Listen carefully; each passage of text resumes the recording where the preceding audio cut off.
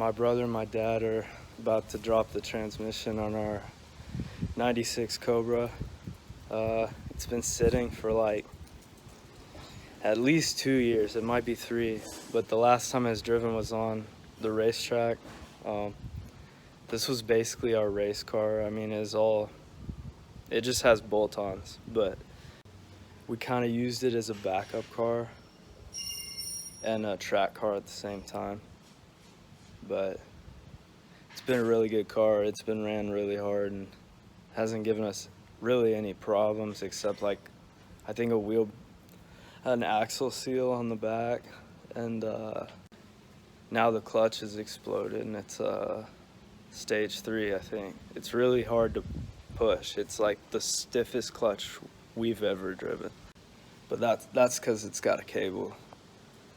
But yeah, I guess now he wants to use it as like a daily / backup car, which I miss driving it. It's so fun. It sounds so good.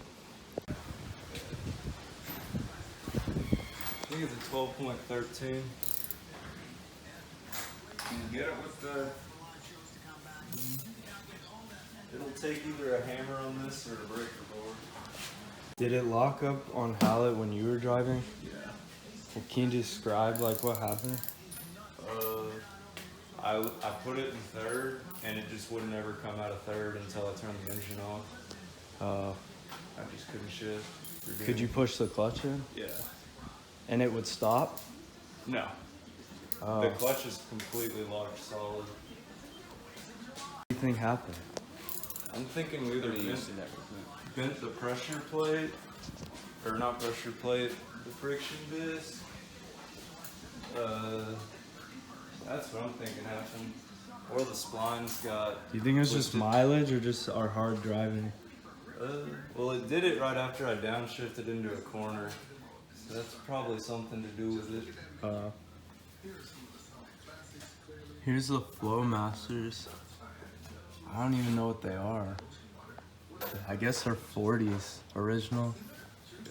BVKH pipe, no cats. Definitely California legal. Are you putting in an OEM clutch or the stage 3 that's in it? I'm gonna go OEM. Yeah. It shouldn't have such a hard pull, right? Or push. What's it got, like 100,000 miles now? 104. 104.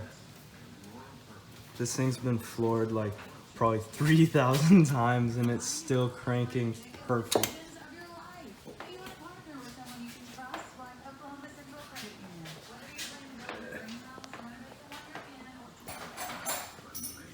Brakes are a little blue.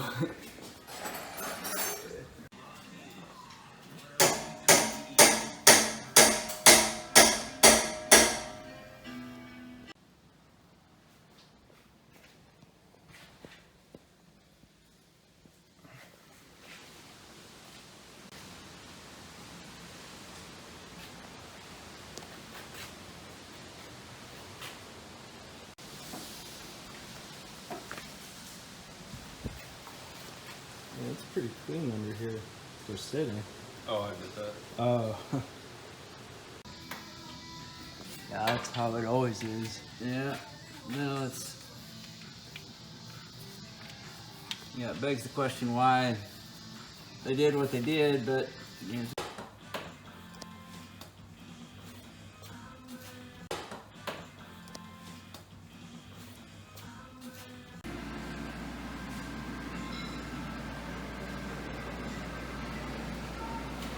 Putting new brake pads on a old set of rudders. Yeah. What do you think happened? The clutch blew up. Oh man. Do you think we just ran it like till there was nothing left, or like was it pretty worn out, or just the hard driving popped it? I think the hard driving popped it. How long do you think it would have gone if we weren't racing it? Still had lots of Hard wear to life say, but left I mean, on it. if you look over here, it broke up the pressure plate. Holy crap. There, and there. In there. Oh my gosh. Yeah. I think some of those are for bolt clearance, and then some, I don't know. Do you think if it was really bad, it could have gone through the floor, or there's not enough horsepower? I mean, depends on all what comes apart. I mean, there's no scatter shield. There's aluminum bell housing. That's pretty crazy, because that was an aftermarket clutch, right? Correct. Yeah. I mean, I thought the guy said stage 3. You're correct.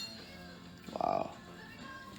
Find out what brand right here. It was a Valio.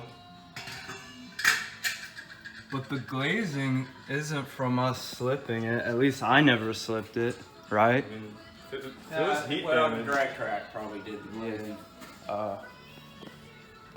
Where was the bolt? On Right the here. starter? Right there, but it was on this side.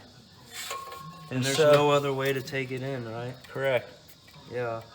And the problem is that the starter's here, the solenoid's here, and the exhaust manifold's there. So Yeah, this looks... you're reaching down into, like Cortland said,